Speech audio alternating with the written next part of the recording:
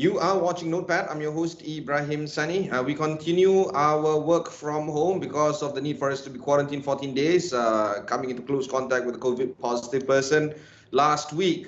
Joining me for this week, of course, all the way in the Middle East is Norm Gilsdorf, the president of Honeywell ASEAN. Norm, thanks for joining us. And of course, 2020 has been an interesting time for all of us. We've seen how this has revolutionized some companies, and at the same time, other companies are struggling to get their feedback on the ground because of the inability for them to be so quick in responding to the demands of digital or digitalization. But Honeywell, of course, is a company that is well known for being truly digital. You are in a lot of industries, in aerospace, in oil and gas, as well as in hospitals and healthcare. Let's go through with some of the ideas of Honeywell ASEAN, how you guys have been faring for this year, and most importantly, how do you see 2021 moving forward? Norm.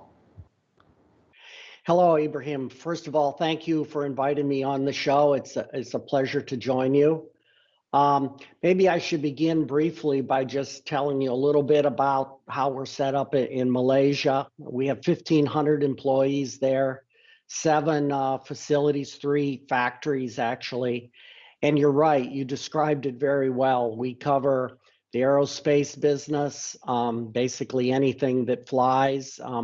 We do buildings from airports to hospitals to commercial buildings. We're very big in oil and gas, whether it be controls or technology. And we're actually very big in warehousing and kind of all the e-trade with our handheld products. And we're a leading producer of personal protection equipment. So you're right, we've been very busy during the crisis, working obviously first to protect our employees, and to make sure our factories are running well, but running in a very safe environment, following all the protocols and requirements. And then obviously working with our customers and understanding what we need to do to help them through the crisis and be ready post-crisis. So we've been doing a lot of pivoting within Honeywell to help adapt.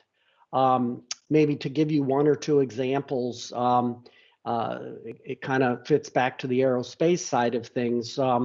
We've developed what you call a UV treatment system, which is, it looks like a robot that goes up and down the aisle of a plane with a UV light at all sorts of different angles. And within about 10 minutes, it can completely go up and down and UV saturate an airplane.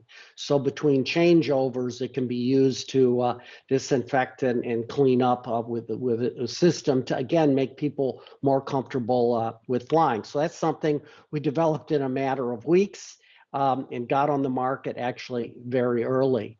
Other things we did, obviously, was we upped our PPE production very quickly. We added 4 plants for making masks. We make the N95 masks. We also made face shields and other PPE equipment we ramped up to help both healthcare workers, but others. So those are just few of many. I can talk about some more, but that kind of gives you kind of a opening summary. Yeah, I know. When we wanted to talk about this interview with your people, and in preparing for this interview, Honeywell is one of those companies where you can really deep dive into one particular thing, or you can touch and go with a lot of things. And it's always problematic in terms of zooming in into what we want to talk about Honeywell. So that's why for this interview, for the next few minutes at least, we want to focus on how your business is responding to the kind of changes towards COVID-19. Yes, you're right. Some of the businesses that you are at is facing some difficulty. Let's talk about aerospace, for instance, right? But other businesses, for instance, healthcare, it should be thriving. At least logic would dictate that it would be thriving for this year. Because of this, as a manager of a region, do you feel that you have to really think about how you have to prioritize one business pillar over the others, while at the same time trying to put other things like oil and gas, for instance, on hold for the time being and start to think about them later on down the road? How do you manage this kind of diversified business in such a very tumultuous year for 2020?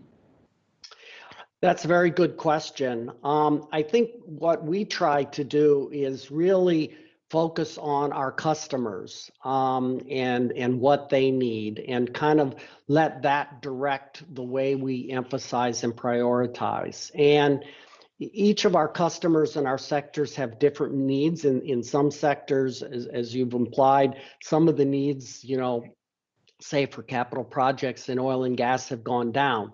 Doesn't mean though they don't have needs, so we still continue to focus on that. But let's say one of the big areas of focus we had is what we call healthy building, where, as you know, we are very much a part of almost any kind of building, with building management systems, security systems, fire, access control. What we did there is pivoted and looked at the COVID crisis and said, well, what do our customers need? Well, first of all, they need systems as you enter a building to be able to check people's temperature, to be able to determine are people wearing masks if that's required, to be able to count how many people are in a building or on a floor. They need good airflow throughout the building. They want to be able to check the airflow conditions. They may want to be changing some of that, maybe wanting to add filter systems or other things to make the air in their building better and fresher. And if it's a healthcare, they may want to have positive pressure in certain rooms. They may want to be adapting and changing around the configuration of the hospital. And in some cases, they wanted to set up hospitals and temporary facilities very quickly.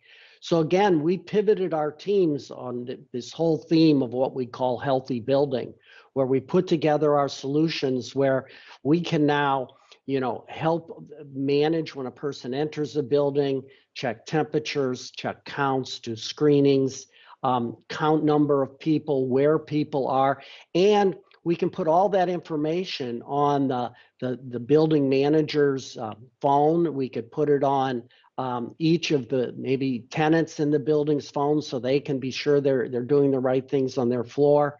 And when it comes to healthcare, we kind of go all the way from helping the entrance to the hospital to helping the rest of the building be in a safe environment. Over the years, I've been speaking to the bosses of Honeywell in my previous employment, in my current employment, and we're always talking about emerging technologies and emerging abilities or devices for us to actually observe the kind of companies that you guys are working with. But I wouldn't say that you guys have not had a breakthrough. Clearly, you guys have had a lot of breakthroughs. But comparing against 2020, surely this year would be the year that you are indeed rolling out all these emerging technologies to your clients faster than ever. Talk about that process, in bringing those kind of so-called emerging technologies into reality faster than before for this year. Yeah, that's a very good point, and a very interesting point, that we have actually been creating products and solutions that didn't exist last year, and we've been doing it in a matter of weeks, things that used to take a very long time. In fact, here where I'm sitting in the Middle East currently, we actually built a PPE factory in 30 days. Normally, that would have been a long, extended process. I think the crisis caused us to focus and caused everyone to rally together as a team and realize that because of the situation our customers were in, we had to do things faster. We eliminated some steps. We did, tried some things faster without maybe necessarily worrying about all the internal bureaucracy, and get it out in front of the customer, get it tried, and get it applied. So I think sometimes crises cause you to think differently, act differently, and work together better as a team. And I think also even the environment we're in, the fact that people weren't traveling, people had to work from home in many cases, except for our factories. That enabled people to concentrate a bit more and have that free time from travel to kind of focus on getting new products and new ideas and connecting with their customers. No, exactly. Look, we've spoken at length to other guests about this. We've read enough studies to show that productivity does increase if it's falling within a particular area or industry, the knowledge sector, for instance, sectors like yours in high tech and also high industries. And we've seen how this should and must be continued if we want to maintain that kind of productivity. 2021, we're going to see a lot of vaccine rollouts in a lot of markets in Middle East, in ASEAN, and all the other places around the world. But do we really see work from home, dissipating just because vaccine is around? Should we start to really consider work from home as a real viable movement moving forward, at least for the sectors that we've touched upon just now? I think what we're going to have is a hybrid. I think work from home has shown some advantages, and for certain kinds of work and certain things we do, work from home has advantages. On the other hand, there's also advantages of working together in an office space, because that's where you get collaboration. When people can interact, people can connect, they can have those informal connections, and that does drive a lot of innovation and a lot of new development and ideas. So my view is we'll end up with a hybrid. We'll kind of maybe balance things out a bit, use work from home to help the efficiency of things as you highlighted where it makes sense, but assure that we still have a collaboration space and connectivity with our people so that we can continue to generate ideas. And the other part I really think that'll be interesting is, we still will need to connect with customers face to face. That's still very important. But there'll be times where, again, we can use this technology to connect maybe a little faster, a little quicker follow-up. So I think, again, we'll have a hybrid. All right.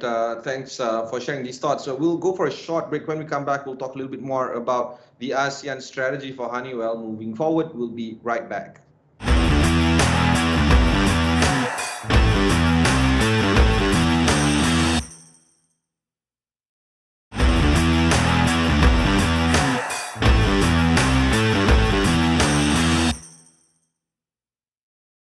Thanks for staying on with us. I have with me Norm Gilsdorf, the head of Honeywell ASEAN, the president of Honeywell ASEAN.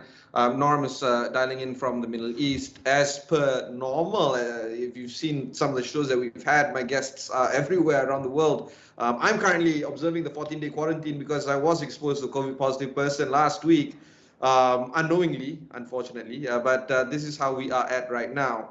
Norm, let's talk a little bit more about the ASEAN strategy for Honeywell.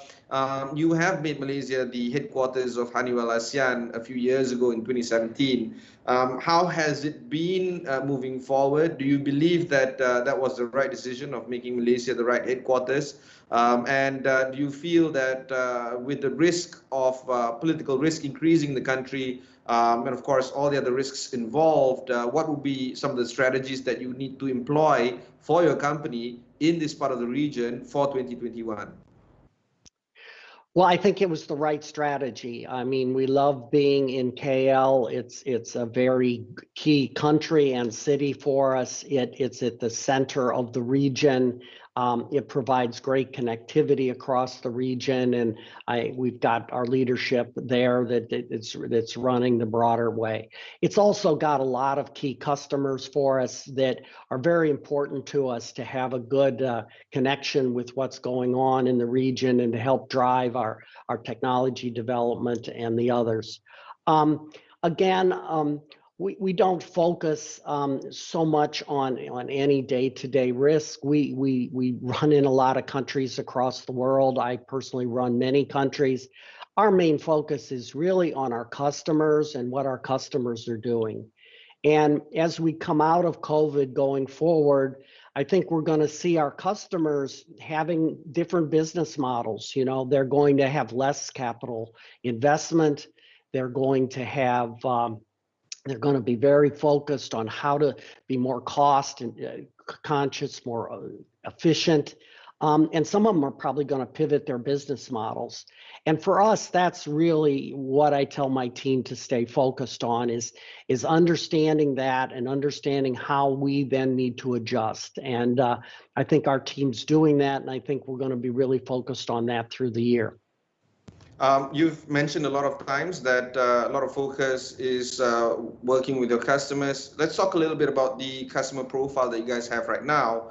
Do you feel that the kind of customers that you have for today is still going to be the same for 2021, or do you feel that you're going to acquire new sets of customers, perhaps even smaller types of customers that might be interested in your solutions, but not yet available to reach out to you yet for solutions because of their size? So what's the story there? So I would say a little bit of both. I think we're going to see from our existing customers, I think we're going to see different needs than what we had pre-COVID crisis. For example, and you mentioned it earlier, digitalization. I think digitalization is going to be a huge focus with our customer base and our existing customer. But also, as you said, I think there are going to be smaller customers that weren't necessarily needing certain things. They're getting into, say, e-business, or they're warehousing. They went from not having anything to building up something, or they need digital solutions to help them move faster. So that's where we have to take our solutions, and we're actually working to do that, to come up with a kind of simpler, lower cost models that kind of fit that smaller size business model versus the big one. And we're quite focused on that in our development areas right now. So I think we're going to have a little bit of the big customers changing what their needs are, and we're going to have more new customers come in from the smaller side. We need to adapt for them. Norm, I wouldn't doubt good intentions that you have in terms of helping the small businesses, and of course, it's optimal for you guys to start rolling out solutions that might be cost optimized for your smaller clients. But the thing about companies like yourselves is that it's not easy rolling out cheap products, generally because you deal with a lot of markets, you deal with a lot of people and a lot of divisions. Talk about some of the challenges that you need to go through as an organization in trying to build solutions that are very much cost optimized. It must be harder than it looks, or am I wrong here?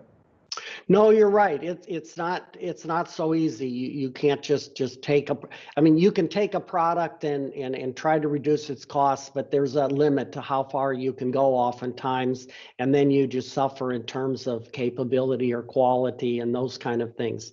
You actually have to look at it completely differently, and we've set up groups that are really independent from our main groups, that are really focused on that market. So they start with different base thinking, different voice of the customer. They only live and breathe the small customer. They aren't people that have spent a lot of time with the bigger one. And they look at products from that level and kind of build it up from there. And they're run independently. They have different independent approvals and authorizations. We run it almost as if it's a separate approach to things. Because you're right, you have to do things a bit differently to be able to get products. Sometimes you can do it, but often you have to do it differently. No, of course. And if you do it that way in terms of optimizing at the periphery, then it makes a lot of sense, because then you get a feel of what your customer is all about. Let's move back to some of your mainstay customers, including governmental organizations, including large organizations. Has their demands and wants changed since 2020? And do you feel that you now have to provide that greater role of consultancy to your clients? We know that Honeywell is actually at the forefront of bringing new technologies. We also know that you do provide some sort of consultancy aspect to delivering your solutions to your customers. But do you feel that element, i.e. not so much products per se, but more consultancy services, that has to be optimized if you want to stay competitive for next year? Ibrahim, I couldn't have said it better. You hit the nail on the head. We really do have to be much more consulting-like, and much less just focused on selling. And this is because pre-COVID, people kind of knew what they wanted, knew what they needed. They had capital to invest, and they were kind of progressing along. Post-COVID, they're rethinking things. As I said before, they may not have capital. They have a very much OpEx focus. They may not know exactly where they need to go and be. They may be changing business models. We need to be a consultant. And that's what I'm telling all my team. We need to listen carefully. We need to work with open-ended questions. We need to probe. We must help understand the problems our customers have and then help tailor a solution to help meet that. So you hit the nail on the head. You said it very well. We need to be much more consultative in this environment. Which brings about, as a manager, as a person that needs to inspire your people, a little bit tougher, right? I mean, they can come back and to you and say, you know, boss, I got this great product and it's going to sell really well. But then you got to go back and say, do our clients really need it? And suddenly you have this super power product that might not be relevant to your customers, and trying to find that match again. It's that sweet spot that has to be the biggest challenge that your company has to, I guess, overcome for 2021. Or am I wrong in this sense? What do you think? So I think you're right. That is the challenge, is to be able to listen to the customer, understand, and then bring to them a solution. I think what's put us in a good position is, and you've probably heard this, I mean, we've shifted to a software industrial company. So we're no longer just focused on the product itself. We've spent the last few years building up a very strong, growing software business. We have a very strong software platform that enables us to collect data from all those edge devices that we've been selling for years, all those control systems that are already out there. Take that data in, bring artificial intelligence, machine learning to the game, be able to have applications in an open system environment that others can participate in, to be able to deliver those software solutions back to customers to help productivity, safety, efficiency, and all of that. So I think being very much now a strong software company on top of the industrial that we already have puts us in a very good position to be this consultative salesperson, because the customer is going to go more digital. You mentioned it a few times, and we're seeing it more and more. That is one thing COVID has done. It has got people convinced digital can be an advantage. I'm gonna toot my own horn here, but do you feel that the ASEAN region is a little bit more advanced compared to other regions when it comes to adopting new technologies and, of course, being digitally savvy? You've been around the block for quite a bit. You know how things are operating in North America, in the Middle East, in Europe, and of course in Southeast Asia. What do we have here in this part of the world in order for us to stay competitive for 2021? Well, I think the region is digitally savvy. The population in general is very mobile. It's got mobile devices. It's connected. It's on the internet. So it's got a good base, understanding of it. So I think it's ripe and ready. And there's obviously customers in the region that are first movers in wanting to implement and get this stuff in because they believe it's an advantage for their company. So I think it's a region that we're going to be very focused on with our digital strategy. And I think, I'm very enthused about it and see great opportunities. Thanks, Norm. And whenever you're back in KL, remember, let's go for a drink, because we can't keep on doing this virtual situation a lot longer than necessary. But your final word, Norm, for 2021, how's Honeywell going to look like for next year? Well, I'm optimistic. I think with the vaccines coming, I think we're going to see people begin to get out of the COVID situation. I think people will begin to travel more, will be able to interact more. I think customers will start going through their shift. We in Honeywell have done pivots. We've come out a lot of good technology to help our customers. We have more coming. We're going to keep up this momentum going into next year and be introducing more new things. And I think we're going to be working well across the region. So I'm going to be optimistic that it's going to be obviously much better than 2020, and it's going to be a good year. Thank you very much, Norm, and I love your enthusiasm. That was Norm Gilsdorf, the president of Honeywell ASEAN. If you've missed any part of this interview, just head on to astroawani.com, look for Honeywell there, or look for Notepad. Those are the kind of things that you might want to look for when you want to watch these kind of interviews there. You can also view these kind of episodes on your mobile devices. Just download the Astro AWANI app, wherever you get the application. Until then, thanks very much for watching, and goodbye.